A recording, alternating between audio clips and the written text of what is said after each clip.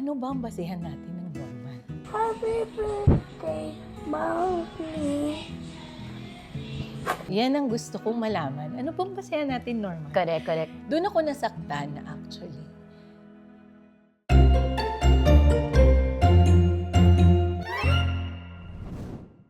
Hi, this is Tuesday Vargas again and welcome to Awesome Stories, where we are breaking barriers and myths against autism. At ngayong araw na ito, napakaganda ng ating kwento kasi may inimbitahan tayong pamilya na magbabahagi ng kanilang karanasan upang maabot natin ng mas malalim na pag-intindi at pagtanggap sa autism. So tara, pakinggan natin ang kanilang kwento. Okay guys, excited na ako. Kasama natin ngayon ang Handog family, si Miss Crisel at si Brandon. Palakpakan natin. Palakpakan! Thank you so much for inviting me. Mami Crisel, can you tell us more about you, your family? Yes. Hi, I'm Crisel Handog and I'm the mom of this awesome, amazing boy, Brand. It's hard. It's hard agad. So when did you first notice, Miss Crisel, na there is something very awesomely different about your kid? With me, it's different kasi parang pagkapanganak ko pa lang, pinanganak ko na siya na ang dami sinabi ng doktor na kasi first son ko talagang na-emergency CS ako. Tapos, Mami, bukas yung fontela sa anak mo. Tapos, ang dami niyang talagang hindi complete pa siya. Tapos nung nakalabas na kami ng hospital, sabi, Mami, on this month, pa-check up ka na sa developmental doctor and genetic doctor. So doon ako nagtaka. Sabi ko, bakit may genetic? Sabi kong ganun. So medyo hindi ko alam yung approach na yon. For me, confusing, lalo na nung panahon kasi ni Brandon na 2010 ko siya pinanganak. Hindi to uso eh. Yeah. Hindi natin alam, we're not aware.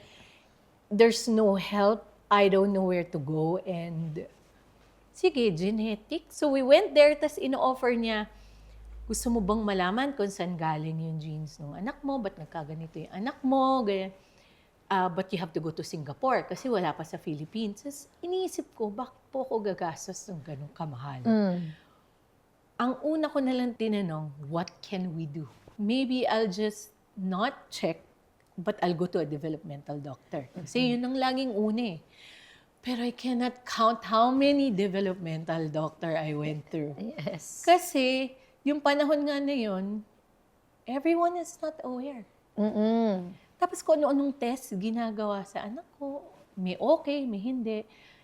For the longest time, wala siyang diagnose kasi iba-iba. Yes. Tapos dumating na yung age niya na nagko-crawl. Okay.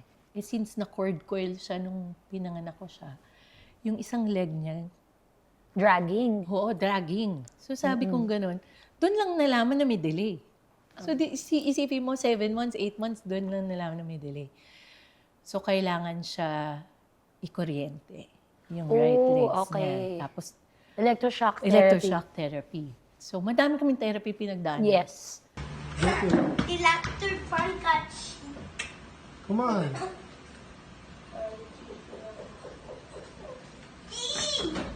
I can see you're getting a little bit emotional with the question. Kasi recalling it, Oo, tsaka pinipigilan mo. Very mommy yun ah. kasi recalling it, it's so hard. Yes. It's always, ewan ko. It brings you back to the moment. Yeah. Ako lang kasi mag-isa, the dad cannot accept. Oh, really? May ganito pa tayong angulo. Oo. If you're But for comfortable, you, if you're comfortable talking about this. am. Okay. Tapos na kami actually. So you're not together anymore in No, we are, Entonces? we are. You We are, are, pero we you're... But it took me years. Oh, okay. It took me years for him to understand. If I can say something, I also have a friend in your same situation na she comes to me for advice Yes. sometimes kasi that's what friends do. You use them as soundboards, diba? Why is my husband like this? Oh, He yeah, blames my kid Yes. and he blames me. Sabi ko sa kanya, maybe that's what you think. As a good friend, I try to give a balanced Yes, observation. yes. Maybe he also blames himself. So nung pinasok namin to, ako lang lahat nagdadala sa kanya sa therapy. Pero may isang therapy na kailangan both parents nandun. So he came with, and what happened? Ay, dun siya nag-start na talagang tama yung therapist na yun. Gusto ko yung therapist niya at gusto ko yung therapy niya na yun. Talagang kailangan nandun din yung dad. Ang ginawa ko sa kanya, talagang pina-experience ko, yan ba gusto mo? Pag nagtatantrum siya, yan ba gusto mo? Yan ba feeling mo? Yeah. You have to regulate yourself. Hindi pwedeng kami magtuturo sa'yo mag-regulate. Correct. Kasi pagdating ng panahon, ikaw na lang din. Mhm. So you really have to feel, anak, anong mali? Ano ba dapat mong gawin? Pero ang ganda ng approach, I find it very, very parang groundbreaking Yes. na merong parent na you've been doing this for 16 years, tapos alam mo na parang medyo expert level ka na sa terms at saka the way to do it. Come on, kuya.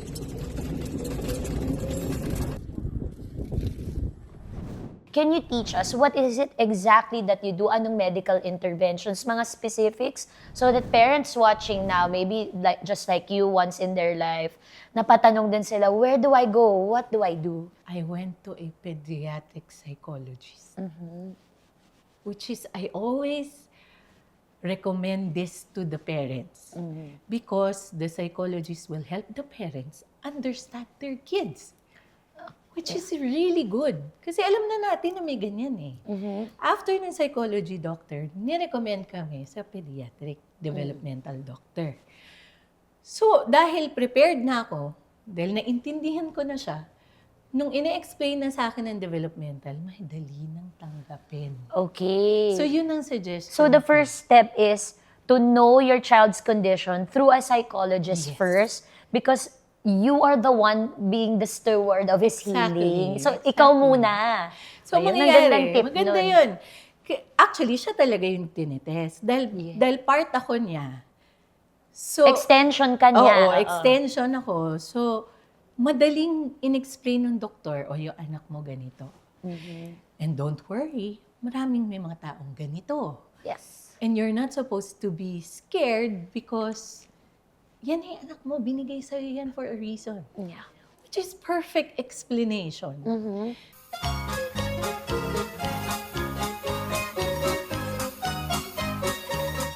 I did aquatherapy. Yan yung ba yung nag-exercise sa? No. Ano yung aquatherapy? Yung mga tita na nag-zumba sa Mga tubig. swimming zumba tawag dito. Pero hindi, yung kanya, meron kasi ako nahanap na center, Discovery Learning Yes. Center. It's in Cubao. 20th Avenue. 20th Avenue. Ang galing niya, kabisado niya. Ang ganda ng center na yun, baka makatulong sa parents. Doon siya nag-aquatherapy. Yung aquatherapy is like bringing the kid back to the womb of the mom. Oh, okay. Because it's the safest place. Yes. So ngayon, ang ginawa ko, after school, dahil syempre hyper pa. After Yeah. school, di ba? At saka active, sobrang overwhelmed. Dami niyang kwento. Oo, talagang ano. So, sunod namin na therapy yun. Ang ginagawa sa kanya, float siya, tapos parang minamassage siya sa water. Tapos pagkatapos nun, therapy na yun, very relaxed.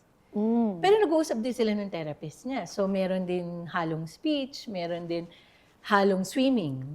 Nagda-dive sila sa ilalim, tinuturuan siya mag-swimming, mag-butterfly, mag-ano, lahat.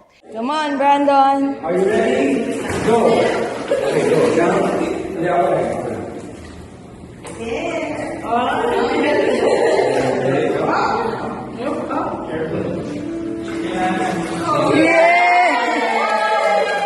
Which is really nice kasi hindi ko nakikita sa ibang parents yun. Dahil pag kunya, nag-uusap kami ng mga co-parents ko na may awesome kids, isipin nila, ano yun?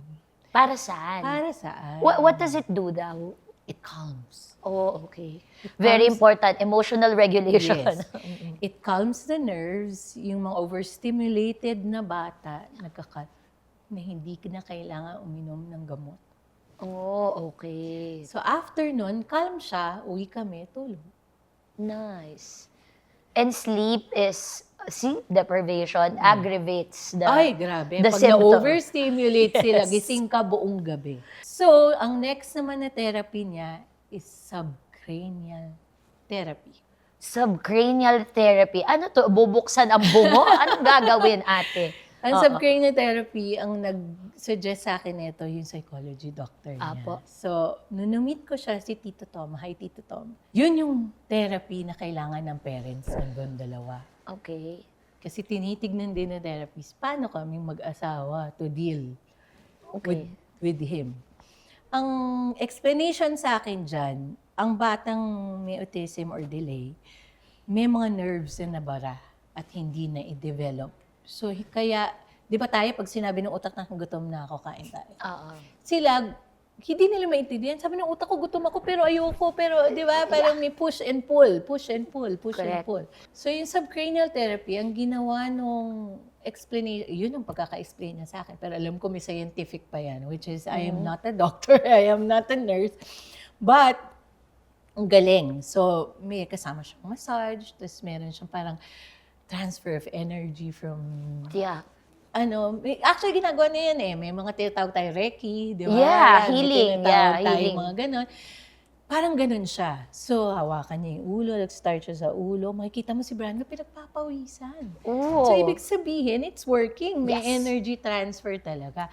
Pero syempre, dapat yung taong gagawa nun, ang energy is good. Hindi Correct. pwedeng Baka bad. maipasa. Oo, kasi ganun yun eh. Kita mo, bidang nagsalita ng ibang lengguwahe. Iba na pala ang Naprocess. naipasa. Oo, espiritu na pala. Pero yun ang magandang nangyari sa kanya.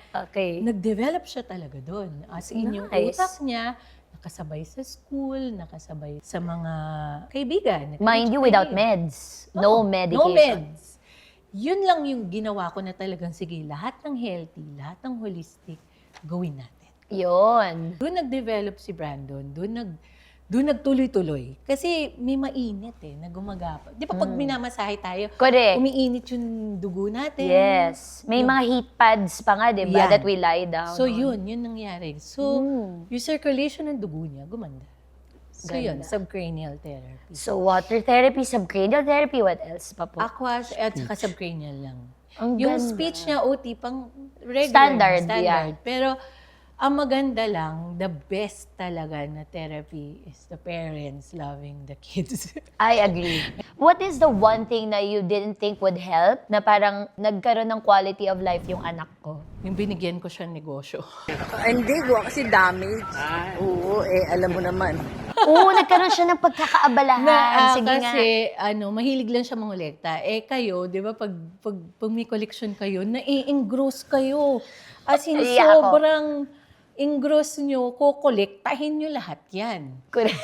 Tapos- bawal kulang. Yan. Parang obsessed. Tapos, ang pinaka nakakatawa, dahil gusto nyo yun, pinag-aralan nyo talaga. Yes. So, dahil binigyan ko siya ng negosyo, nag-buy and sell muna kami ng garage sale, yung mga lumang gamit namin. Correct. Kasi mahilig siya mangolekta ng kung ano-ano talaga. Sabi ko, Brandon, sobra na yung nangyayari sa buhay natin. Kailangan ibenta na natin ito. You need to let go. So, nagbenta siya ng hats kasi nangolekta siyang hats. Hanggang maya-maya, ang dami na niyang, pumupunta, mga nakamotor, nakatricycle.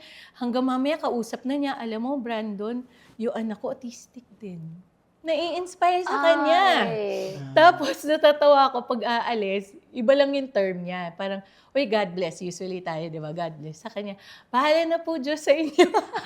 Parang nakakatakot ha. Pero may Pero mangyayari. ibig sabihin, he gives hope to the parents na, Yeah. hi, yung anak ko, Brandon, parang ikaw lang. Opo, tas minsan yung mga lumang laro, ibigay nyo na po sa anak nyo, ganun.